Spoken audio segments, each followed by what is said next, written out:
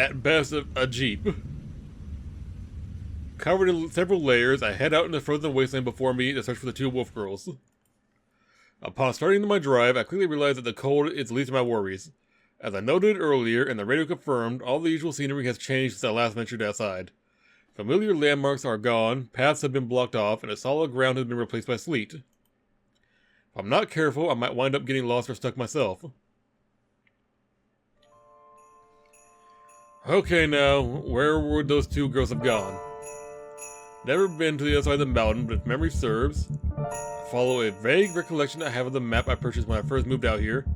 The actual pathways have obviously changed since then, but my memory gives me at least a hint as to the direction in which I should be heading. Now then, if I remember correctly, it should be this road here. Or at least it was, back when there was a road. I come to a stop as the road I'm following appears to end abruptly. A few hundred feet in front of me, where there would generally be a road, there's a huge pile of snow. From my point of view, it's possible to bypass. Oh man, I guess the road's blocked after all. Maybe there's a path or something that I can't see from here. I'll move a bit closer.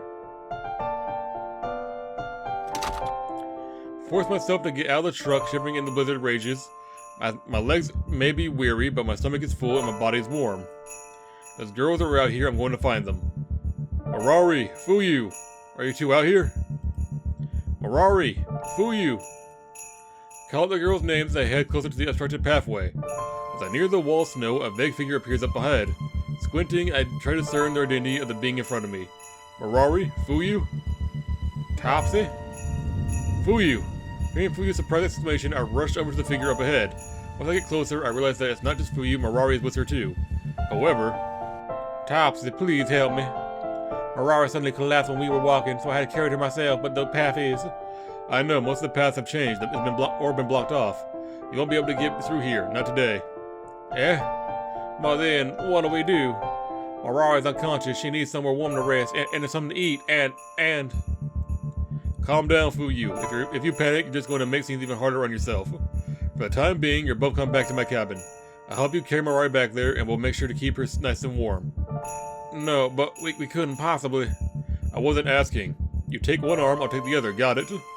Yes, I understand. For the princess, then. Fuyu comes to her senses and grabs hold of Marari tightly. I do the same, grabbing Marari's other arm and wrapping her arm around my shoulders. Like Fuyu and I begin to carry the unconscious princess back to my truck, braving the hellish blizzard once more.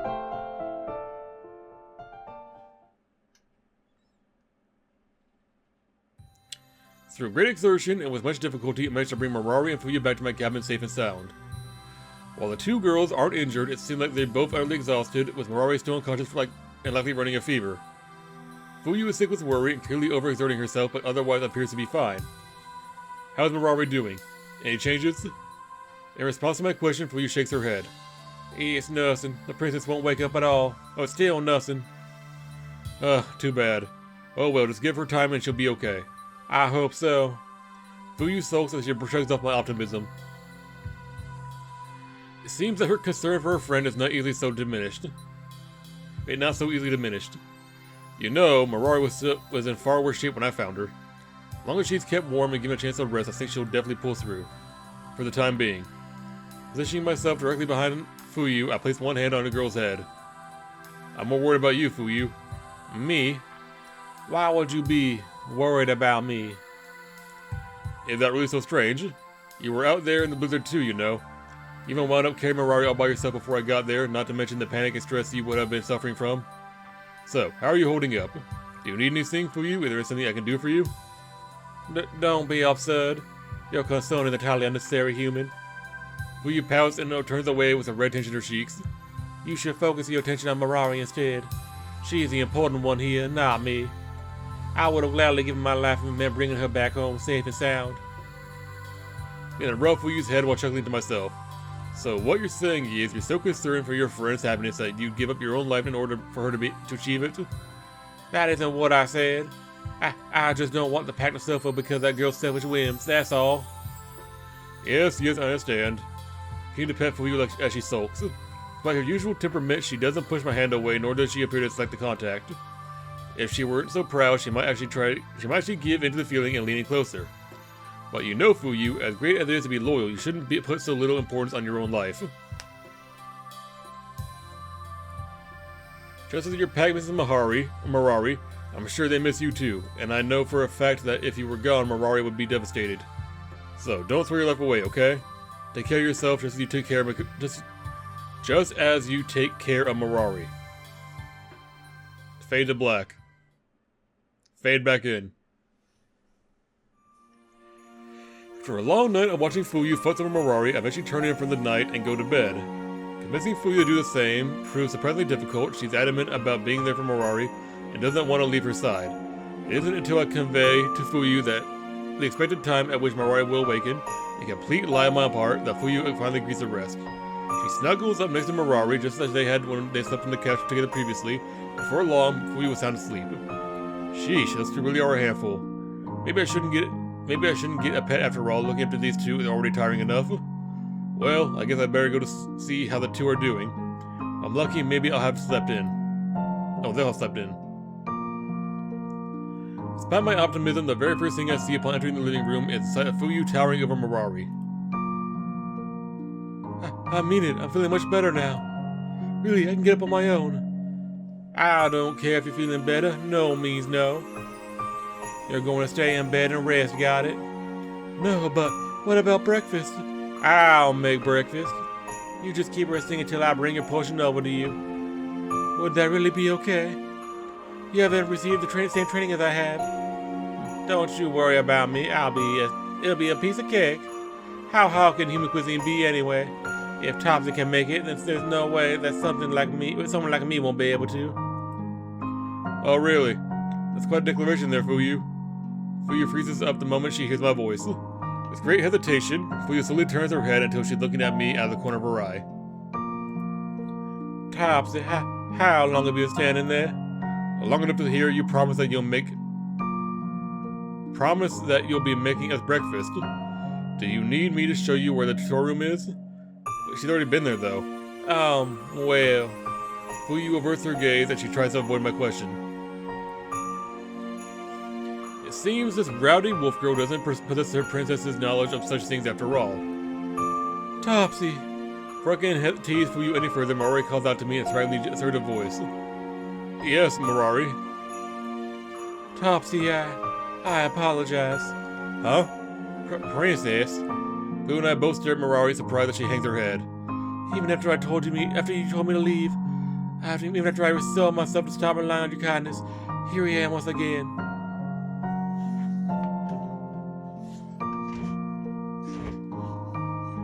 Just getting comfortable in my chair.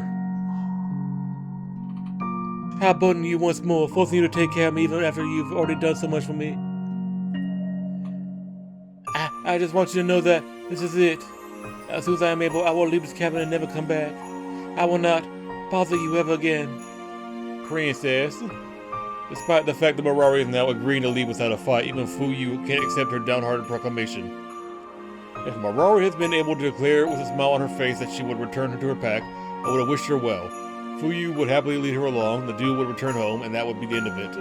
Given Marari's current state of mind, however, think before you speak, Marari. If you say something that's stupid, there's no way I'm going to let you leave. Topsy. Listen to me, Marari. This is twice now that you've almost died because you've gone out unprepared. The weather being unpredictable lately, the paths have changed, and half of the snow underfoot is unstable. I'm not going to be held responsible for you running off to your death, Marari, so... Until I say otherwise, the two of you are staying right here with me, got it? You mean that we can stay? And not a confirmation. Princess, did you hear that? We can stay here after all. Oh, that's such a relief. Yes, Princess, I'm also... I'm happy for you, Princess. If you must linger a while for the sake of your recovery, then I have no choice but to keep you company. The two girls have joined hands and bounced on their heels, wearing expressions of joy as they do. Contrary to Fuyu's words, it seems she's just as relieved as Marari. You're so transparent, Fuyu. Can't you just honestly say that you don't know how to get home and you're afraid of putting Mirari in danger again? Chuckling to myself, I move closer to the two girls. Remember, this is just until the weather clears up and you're able to move your way back home. I'll be listening to the radio every day for any mention of the snow being cleared away or the weather improving. Understood. We shan't overstay our welcome a second time. When the time is right, we will leave without a fuss. By the time noon rolled round, the weather outside seemed to have improved. Not to the point where I'd have any confidence in making it a long trek, but at the very least it seems as though I'll be able to scout out the area. Alright, I should take this opportunity to check out the new landscape. In particular, I'll see if the path Mirari and Fuyu were taking yesterday has cleared up at all. After confirming on the radio that the weather is set to remain unchanged for the rest of the day, I begin to put on my boots and coat. Topsy? Where are you going? Oh, Mirari. I was just going to check out the terrain now that the weather has stabilized for a bit. I'll be back before long. I'll come with you. No, you won't.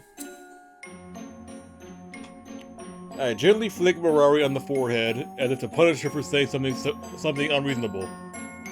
You just stay put and recover. I don't want you overexerting yourself. But I can't just continue to leech off your kindness like this. I need to make myself useful. It's the least I can do, considering everything you've done for me. I appreciate your feelings, but if you come with me and you faint again, you're only going to cause more trouble. Mirari sulks as I point out the major flaw in her offer without hesitation. Listen, I know it's kind of rude to ask this of a sick person, and I'm not implying that this is all you're good for or anything, but if you're really itching for something to do, why don't you clean up a bit and make lunch for when I get back? Only if you're feeling up to it, of course. Yes, absolutely. It would be my pleasure, Topsy, thank you. No, you really don't need to thank me for reciting your chores. Without wasting a moment, Mirari skips over to the storeroom where I keep all my cleaning supplies. It seems the specter of illness means nothing to Mirari after all. Dressed suitably, I head out into the snow. As I go to close the door behind me, however, I feel something block my way. Hey, watch it, Topsy.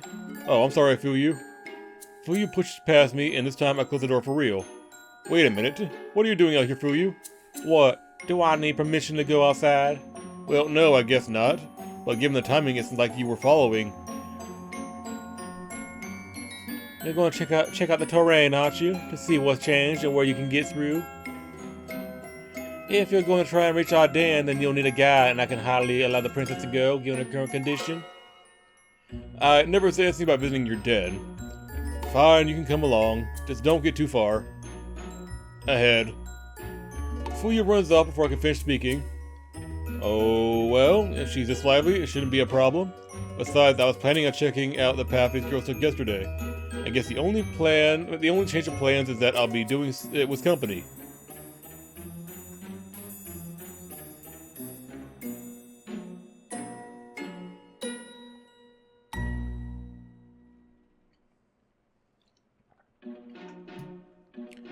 Following after Fuyu, I soon reached a stretch of snow where I found the two girls yesterday. While visibility has certainly improved, the path itself is still blocked off. At a glance, it doesn't seem like there's any way to get through.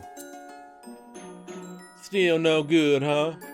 Maybe if No, that won't work. Hate to break it to you, Fuyu, but it doesn't look like you'll be getting through here, not today at least.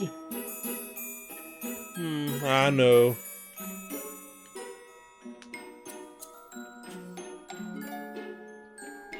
Even so, I can't just give up and return empty-handed. What would the princess say if I return without securing a route home? She'd probably be relieved. You may want to go back as soon as possible, but I get the feeling that Mirari isn't so keen. Whether she wants to return or not, the princess understands that we must. As such, it is my duty to ensure that return is made possible. Well, good luck with that. Unless you have a snowplow handy, I don't think you'll be getting through here anytime soon.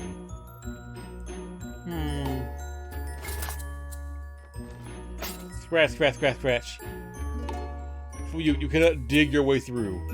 Not with that attitude. Scratch, scratch, scratch, scratch. Seriously? At least wait for the snow to melt a bit. Trying to dig through there right now must be like clawing your way through stone. Don't understand the might of. Fuyu suddenly jumps up in fright as some of the pot of snow falls on her. It seems that having Fuyu dig at the base of the snow has caused it to shift under its own weight. Are you alright, Fuyu? Don't laugh at me, human. Sorry, it's just the way you shrieked is like that.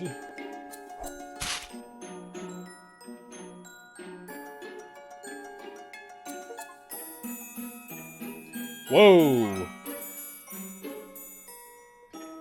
I dodged at the last second and the snowball narrowly misses my head. What are you doing, Fuyu? You could have hit me.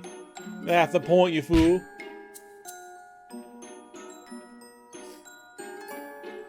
Whoa! For a second, Snowball clips my shoulder, knocking me off balance. You little... Yeah. I don't know how to do that.